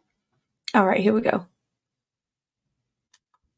Uncensored now. I'm joined by Mehdi Hassan, the editor-in-chief and CEO of new media company, Zateo News. Well, Mehdi, great to see you. You've been listening patiently to that interview with the Israeli spokesman, Colonel Peter Lerner. First of all, your response to it. My response to it is that the Israelis are very clever when they put up people like Peter Lerner to speak for them because he's a smart guy, he's eloquent. He, as you pointed out, strikes the right tone, somber, serious, says we're going to look into these allegations, we're going to punish soldiers who post these TikToks. We're a very humane army. We want to, look into our faults. The reality is he may be the spokesperson for the IDF, but he doesn't speak for the Israeli government. The Israeli government is filled with self-confessed fascists and racists who just this week, Piers, have been saying more genocidal stuff. Itamar Ben-Gvir said the other day, according to Israeli media, why can't we kill some more Palestinians? Why are we arresting so many of them? Bezalel Smotrich, the finance minister, said, I think yesterday, we need a total annihilation of Gaza. Those folks don't come on your show and say it so bluntly. They put Peter Lerner up to say, yes, we understand. I think that's, listen, I think on that, you're absolutely right. I think Netanyahu's problem from the very start of all this is he packed his cabinet with right-wing headbangers who shared very inflammatory views, which are all on the record, and that they have been forcing his every move. And he's done that because the only chance he has, in his eyes, of actually surviving in power is if he wins this war, as he would see it. I'm just not sure what victory really looks like for them. I agree with you. He wants to prolong this war for his own personal and political reasons. Don't forget, Piers, it's not just a political situation for him staying in government, avoiding elections, leading a coalition. He's also trying to avoid legal troubles like Donald Trump. He's been indicted on multiple things. He was in the middle of a trial before he became prime minister. So all of this, dragging this out is great for him. He also, Piers, don't forget, is counting down the days till a Trump presidency because they believe, the Israeli far right, rightly believe, they'll get an even better deal than they got from Joe Biden with Donald J. Trump. So that is a fundamental problem. But, they're worried about ICC arrest warrants possibly coming out. We're hearing rumors about that. I'll believe that when I see it. But they should be worried. And he is going to drag this out as long as he can. And this is a guy who doesn't care about the hostages. I just want to go back to the central point here. Peter Lerner began his interview with you, Piers, talking about the hostages. We just learned, I don't know if your viewers are aware of this, but the Israeli press has reported that the spokesman for the families of the hostages, the guy who just quit being spokesman for the past 6 months, Chaim Rubenstein, came out and said, hey, we were told there was a deal on the table on 8th or 9th of October to get the hostages back. Netanyahu blocked it. He says that the families believe that Netanyahu is the obstacle to a hostage deal. You didn't hear that from Colonel Lerner, of course. No, I mean, I did see that report, and look, I think that probably they didn't believe it in the time. I mean, my question about, for you, I think, about what Lerner said, is at the heart of this, and I've said this to you before, I think, I've always had a slight moral quandary about how to view all this in totality, because there's no doubt that what happened on October the 7th was one of the most heinous terrorist attacks of modern times. Israel was always going to respond. Hamas knew it was going to respond with unprecedented force to an unprecedented attack on Israel. And then we had immediately afterwards. Okay, I'm sorry. They act like October 7th. Is this their 9/11? Oh, they irking my brain with this. Like, how can you compare October the 7th to genocide? I'm sorry, was that loud? Oh my gosh. That's funny. That's funny because he is a little mediocre.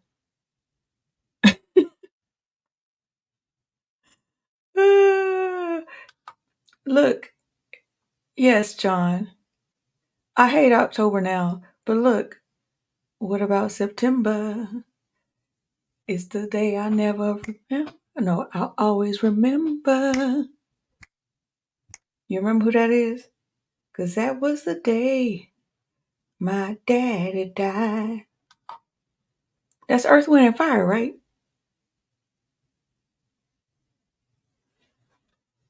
Somebody knows in the chat.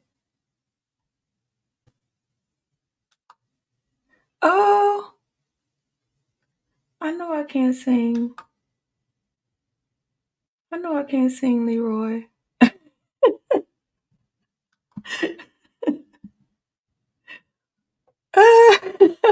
That's awesome. Yeah, we should. The Sabby and the Abbey. Yeah, the 21st night of September. That's right. Thank you, Miguel. Okay, so I'm just gonna breeze past that because there's something I really want to do with you guys when I close out, because I think that would be awesome.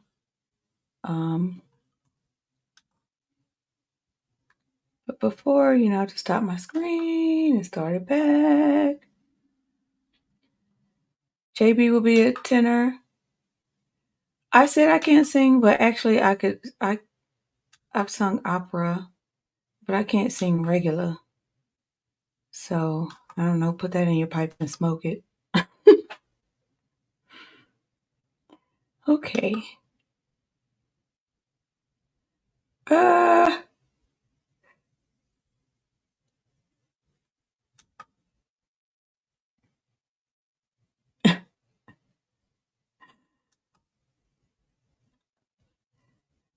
Yes, you could, Sean.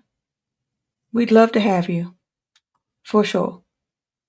So let me add this to the stage. And I just thought this was so interesting. Oh, let me make it big. Here we go. CJ will be the hype man like Flavor Flav.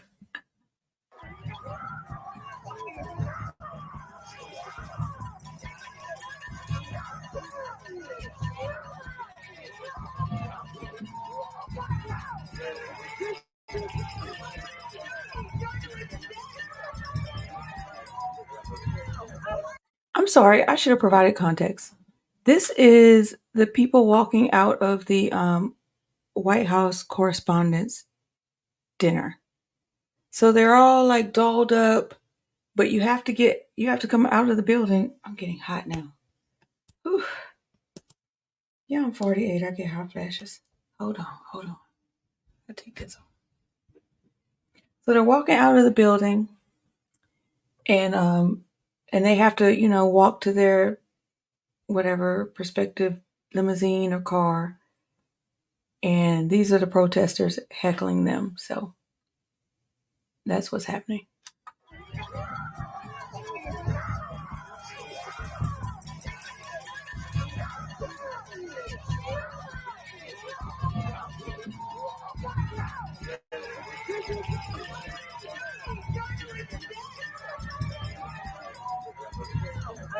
Shame on you!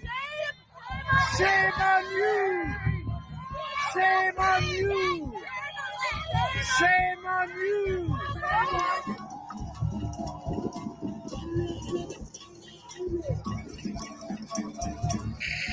Thank you. Since October, about 100 journalists have been killed, most of those deaths in Gaza, according to the Committee to Protect Journalists.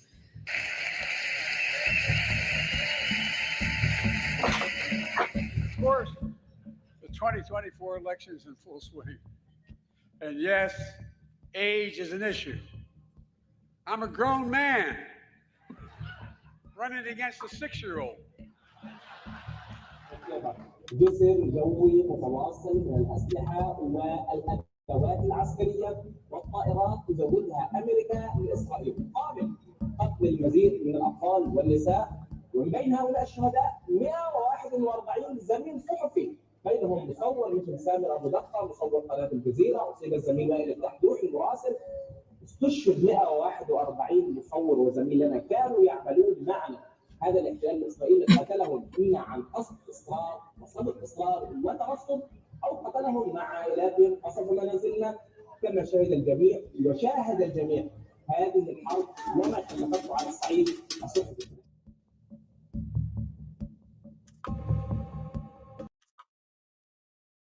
Y'all are so bad in the chat.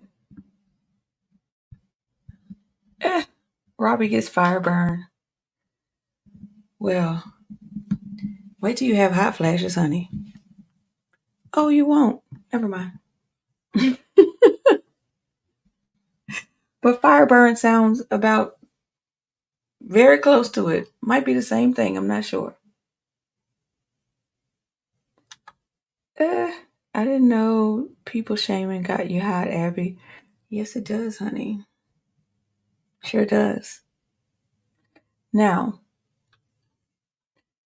I am about to close out because we're 2 hours in. Thank you for hanging in there with me. It's like 200 people here, and I just thank you. Smash that like button.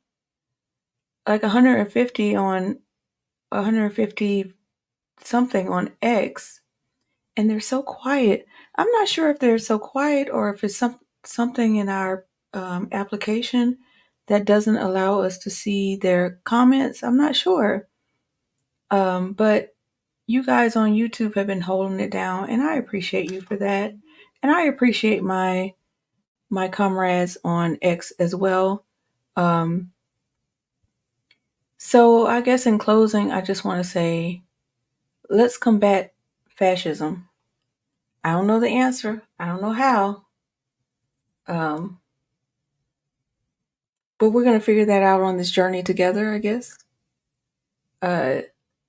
Rest in power, Aaron Bushnell. So what I want to do is I'm gonna play a video on my way out. And I'd like you guys to give shout outs to political prisoners, to whistleblowers, to activists, organizers, journalists, independent media, and comrades past and present that you know and that you respect. So we can say their names out loud and so people can see their names, Google them, research them, and get informed. So can you do that with me, please? It would be greatly appreciated. But I have to stop my screen, like I said, start it back again because I don't know what's going on. Oh, thank you, John. Good show. Thank you. Oh, I'm getting a lot of thank you in the chats, and you're very welcome. And thank you to, I appreciate you guys just as much as you appreciate me. You have no idea. We need each other, right? We're building community, and he'll be back Thursday. Hopefully, they won't try to bamboozle him again for the next week. But if they do, I have his back, and we'll just wait for him to get it together. Correct? So, with that being said, thank you so much for joining and being so, I don't know if loyal is the word. The word is supportive. So supportive. Thank you, David. I appreciate you too. I appreciate all of you. And so I'll see you next Thursday. I think Stay Balanced is going to be back this Sunday on Beyond the Arc with Charlie Brown and Mastermind. So check that out. I think it's like 8 Central, 9 Eastern. I'm not sure when Social Contract, because I can't catch their show. So I'm not really sure when their show happens, but they are also one of our brothers and sisters on this channel. Thank you, CJ. Thank you, Nick. Thank you, Sabby. Thank you, JB. Thank you, Rome. Thank you, everybody. And I will catch up with you next time. Love you.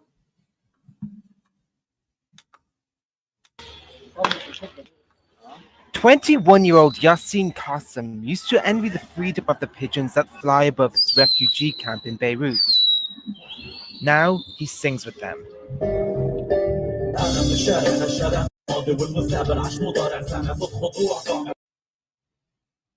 He started out writing a diary, but then found that hip-hop was the best channel for him to talk about his life. In rap, you can say whatever you want. You can describe yourself in any word you want to say. You can say this is wrong and this is right. You don't need to be polite with people. You just need to say what you live, you know.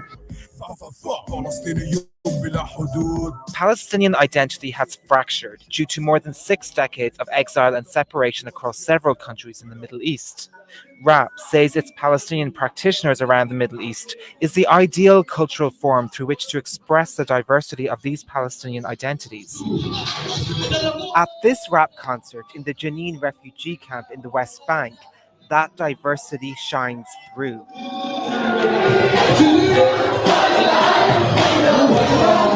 District Rhymes Unit, a group from the West Bank, rap about their realities: checkpoints, Israeli military occupation, and an ineffective Palestinian Authority. Next on stage is Dam, the oldest and perhaps best known of the Palestinian rap groups. The group is from Lod, a mostly Arab suburb of Tel Aviv. But again, their experience and therefore their rap is different. We will talk about how difficult it is to be like a double agent, to live with Israel, you know. It's practically living with the enemy, sleeping with the enemy. On occasion, Dam raps in Hebrew, something Palestinian rappers from outside Israel don't do. In this video, they rap in Hebrew about the destruction of Palestinian homes in Israel, deemed by the state to have been built illegally.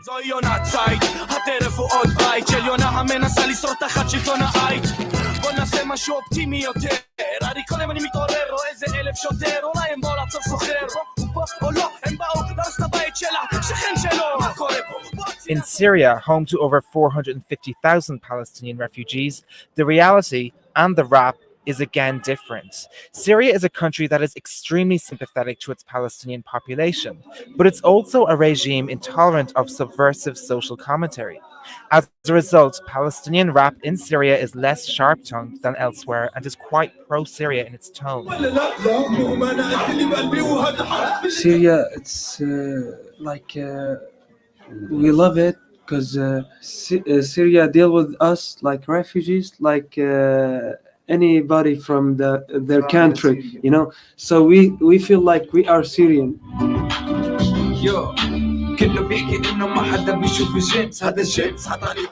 The Syrian-Palestinian rap scene is the newest to emerge in the region, and its rap is the most artistically rudimentary. The Refugees of Rap are the most popular rap group in Syria. Their home refugee camp in Damascus is geographically close to their Lebanese-based compatriots, but the living conditions in Lebanon are far worse. Lebanon's camps, along with those in Gaza, have some of the worst living conditions for Palestinians today.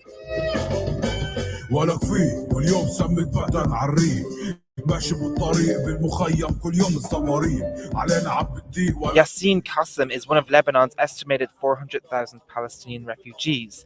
They live in 12 refugee camps dotted across the country and face many restrictions from the Lebanese state, including not being allowed to acquire property or work in many kinds of jobs, regardless of whether they attain a college degree or not.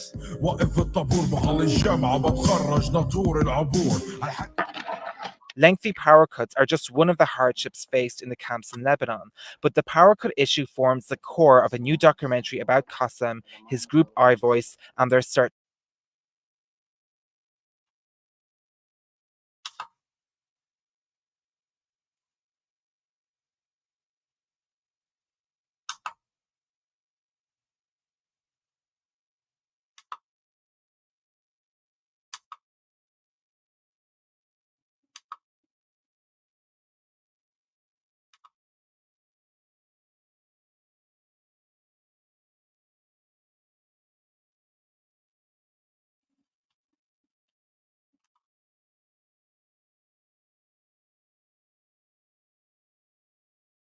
for a small electrical generator by which they can continue to make their music, regardless of power failure.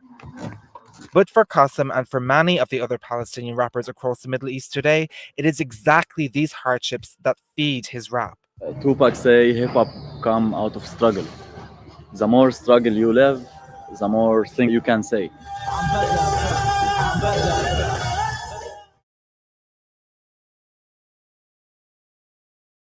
A wave of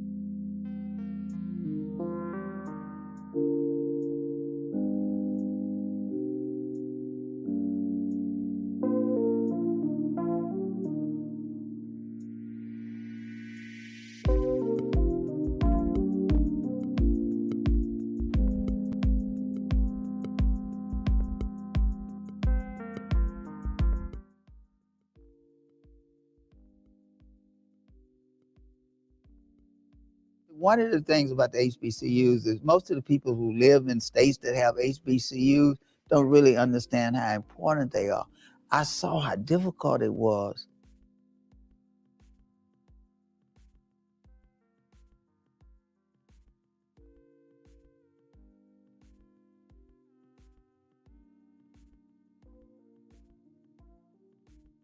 I went to Texas Southern undergrad, and I'm wondering, why do we have all these people from California coming to Texas Southern? They couldn't get into the universities in California.